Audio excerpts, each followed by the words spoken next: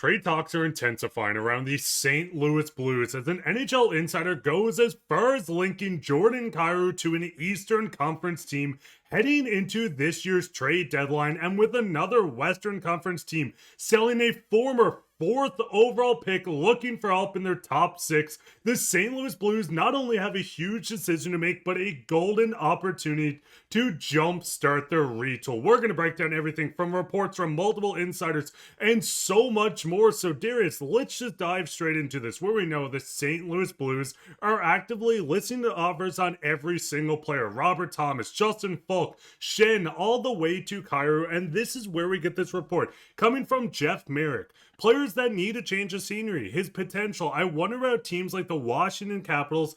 There could be a deal there. Now, this was Jeff Merrick speaking on Jordan Kyrou, which is a really interesting one. Now, we're going to get into this former fourth overall pick in the Western Conference that their team is listening to offers on. But Darius, the big thing with Jordan Kyrou, someone that you either love or dislike, fans are really split between this player. I love Jordan Kyrou. He brings a lot to the table, bringing you 30 goals almost every single season, and just over the last 6 games has really taken the next step. 1 goal, 4 assists for 5 points over his last 6 games, a +3, almost 17 minutes time on ice. This is a player that has been struggling, but let's be honest, the entire Blues team has struggled. What is your thoughts on Jeff Merrick just going out to speak and say, hey, that this is a player that needs a change of scenery, and the fact that he named the Washington Capitals on the East Coast? But before we get too far into the video today, guys, this video is brought to you by Kalshi. And when you download Kalshi using the link in the description and using promo code DIGESTNHL, you get $20 when you trade your first $100. And whether you're in Texas, California, or right here in St. Louis, Missouri, Kalshi is now live in all 50 states. And Kalshi is the US's largest prediction market where you can trade yes or no on real life events, including sporting events, elections, music, or even the weather at this point. And I mean, Darius, looking right now, we know football is huge at the moment. You can go trade on Seattle beating the Rams. Everyone wants to see this with a great payout. $20 gets you 34 back. And even if you love college football, you can go through. Everyone loves the big moments of these games. And you can trade right now on the announcer saying what a catch. And with a game like this, you know it's going to happen. Yeah, it's a big game. Like, something big is going to happen. So $10 returning 24 for what a catch. Like, I have a good feeling that that's going to happen. But Mark, and guys, it's just a better way to utilize your sports and news knowledge. So go down below, download the app using the link in the description, and use promo code DIGESTNHL for, again, $20 when you trade your first $100. And thank you once again to Kalshi for sponsoring this video. Washington's a very interesting one to me, but there is way too much smoke around the Jordan Kyrou thing for me to not believe that Doug Armstrong's not having these conversations regularly and hasn't been having them for the last 18, 24 months at this point. Like, we heard a lot going on in the summer, and we know that Jordan Kyrou was originally going to go to the Montreal Canadiens. There were trade talks there, and then obviously it turned into Zach Bolduc for Logan Mailloux. We know that happened last summer. So I think that he's kicking tires on a lot of things. I think teams are inquiring about Jordan Kyrou, but, you know, he does have a no movement clause at this point. Washington is an interesting team to me. I don't know what's coming back the other way. I don't know how that fits exactly. I think there's better fits around the league than that. I do absolutely believe that Jordan Kyrou could be traded. And Mark, I also think that there's 4 categories, or maybe 3 categories with the Blues this year, which is, you know, the easy trade, you know, which would be, you know, Braden Shen, Justin Falk, guys like that. There's the a little bit harder to trade, which I would categorize, you know, Jordan Kyrou in. And then the third one, which is, what are you doing? Why would you ever trade this person? Which is most of the young guys and Robert Thomas. So I think Jordan Kyrou is kind of in the second pool there, where he could be in the first, but it's because of his contract and no move clause that makes things difficult on the Blues side, because I think there is interest around the league. This is a guy that can get you 70 to 80 points a year. We know what he's about. We know what his game is about. In a rising cap world, $8.1 million for his offensive output. There are teams that want this guy, especially with terms. So where there's smoke, there is fire. And I believe that they are talking about it right now. I don't know if it's going to happen at this year's deadline, but I think there's a full retool happening with this team where we could see even Robert Thomas traded for the right package. But I think it's very likely guys like Shen, Falk, and Kyrou could be traded very soon. And I think the big thing is when looking at the Capitals, and we don't care how players would fit within their system, but they have a lot of aging guys, of course, Ovi on the third line, by playing the most minutes when it comes to power play and everything in between. But one player that's interesting to me is Connor McMichael, a former first round pick, 25th overall,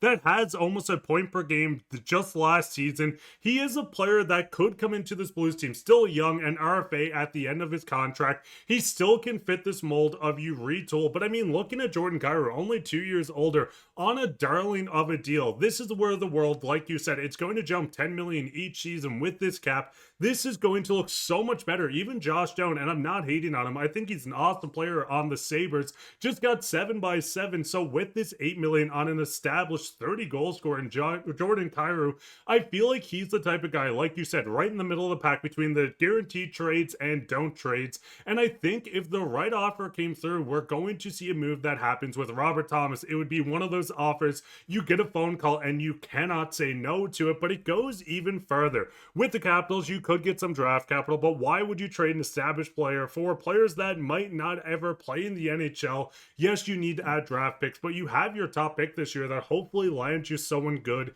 But going further, Darren Drager on Insider Trading said specifically they're looking for top 3 winger or top 6 winger, and this is the Seattle Kraken. They feel like they got depth up the middle, so they could use one of these centers as capital to acquire wingers that I've already talked about. And of course, the center they're talking about is Shane Wright. Now, Shane Wright's a very interesting one. We can see that teams say that they're actively listening to offers on Shane Wright. They're in no rush to move him, and it's understandably, but this sounds almost like Doug Armstrong, a team that wants to change things up, but they're not in a rush to make the move. Trade on from a guy just for the sake of making a trade. And looking at Shane Wright, 22 years old, a center, 4th overall pick just a couple of seasons ago, still an RFA at the end of this deal, and we know there's still a year left.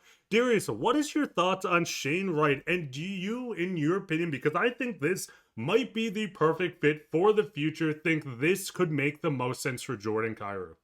Well, first of all, I think it could make some sense, and I'll get to it in a second because a lot of people are going to look at the point totals and be like, "What are you guys talking about?" But there's more to it than just that, and I think I said it a while ago, a long time ago. We were talking about something similarly. So for those of you who've been subscribed for a while, I mentioned a while ago, I think it was around the beginning of the season. I think the Blues are in a good spot where if they do want to trade for, let's say, a Connor McMichael or a Shane Wright, for example, and then all of a sudden it's like, man, we got a bit of a logjam here at center.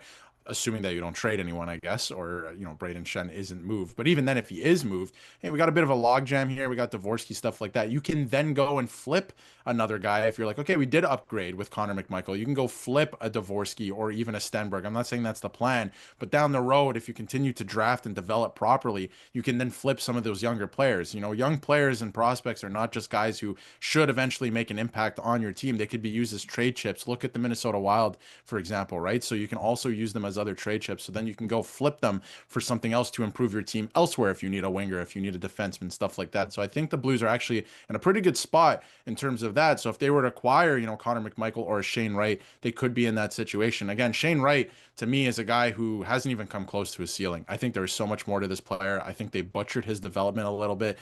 I think that he thought he was going to go to the Montreal Canadiens first overall, and that kind of made things awkward in his first season. He had a good year last year, half a point a game player. His advanced analytics, his underlying numbers were pretty good. This year, they're awful, but he's also playing in a reduced role, a sheltered role, not as many minutes. He's not becoming the player that he should in that organization, and that's probably why they're looking to trade him. I think that his ceiling is still very high, still a young player in this league, and he's a center. He's still figuring out the league. So, when you look at his season last year versus this year, yes, you could be like, okay, he's taking a step back.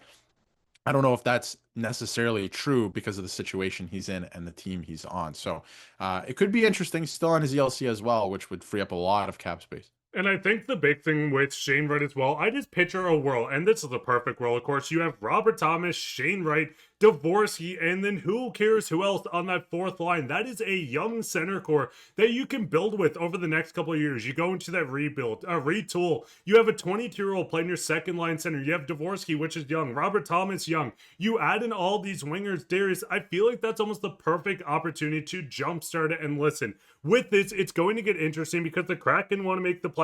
Clearly, the Blues aren't, so maybe their match is made for heaven in trade talks. But guys, what is your thoughts on this? Would you rather go out to make a trade for Connor McMichael and assets, or do you think Shane Wright would be almost the perfect fit on this team? Let us know your thoughts down in the comments. And speaking of comments, let's go into comment of the day. My pick is Stenberg. This is speaking about Ivor Stenberg, brother of Otto Stenberg, going into the draft. And listen, Darius, off camera, you know I don't shut up about Ivor Stenberg. So if you guys want to see a full draft video, he is incredible. We can give that to you guys as well. But make sure to go down, leave a like, subscribe, share this with your friends. We'll be back in another episode, so keep your eye for that. I've been your host, Mark, with my co-host, Darius, and take care, boys.